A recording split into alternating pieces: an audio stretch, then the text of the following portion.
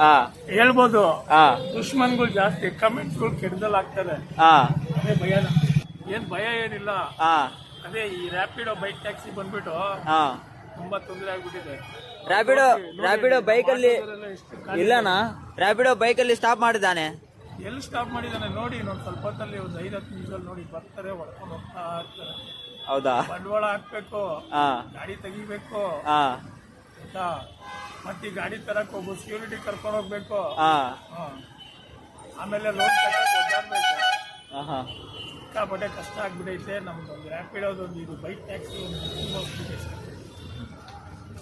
ಬರ್ಲಿ, ಅವರು ಆಟೋಗೆ ಆಟೋ ತಗೊಂಡು ಓಡಿಸ್ಲಿ. ನಾನ್ ಬೇಕಾದ್ರೆ ಸೆಕ್ಯೂರಿಟಿ ಹಾಕಿ ಕೊಡಿಸ್ತೀನಿ ಅವ್ರಿಗೆ ಆಟೋನ. ಇದು ನಿಮ್ದು ಸ್ವಂತ ಆಟೋನ? ಸ್ವಂತ ಆಟೋನ ನಮ್ದು. ನಮ್ಮಂತ ರೊಟ್ಟೆ ಮೇಲೆ ಏನು ಕೊಡಿಬೇಕು ಅಂತ ಕ್ಯಾಬ್ ಎಲ್ಲ ಹಾಕೊಂಡಿರೋದು. ಒಂದು ದಿನಾಗ ಎಷ್ಟ ಬರ್ತಾ ಇದೆನಾ ನಿಮ್ಗೂ ಕಾಸು? ಮುಂಚೆ ಮಾಡ್ತಾ ಇದ್ದೆ ಅಣ್ಣ 1,500. ಇವಾಗ ಒಂದು 500-600 ಮಾಡ್ತೀನಿ ಅಷ್ಟೇ. 500-600 500ರಿಂದ 600 ರೂಪಾಯಿ. ಆಟ್ರಪ್ಪ, ನನ್ಗೆ ಆಗದೆ ಇರೋದಲ್ಲ ಕಮೆಂಟ್ಸ್ಗಳನ್ನ ಕೆಟ್ಟಾಗೆ ಆಗ್ತೇ ತಿಕ್ಕ ಹೊರ್ಕೊಳ್ರಿ.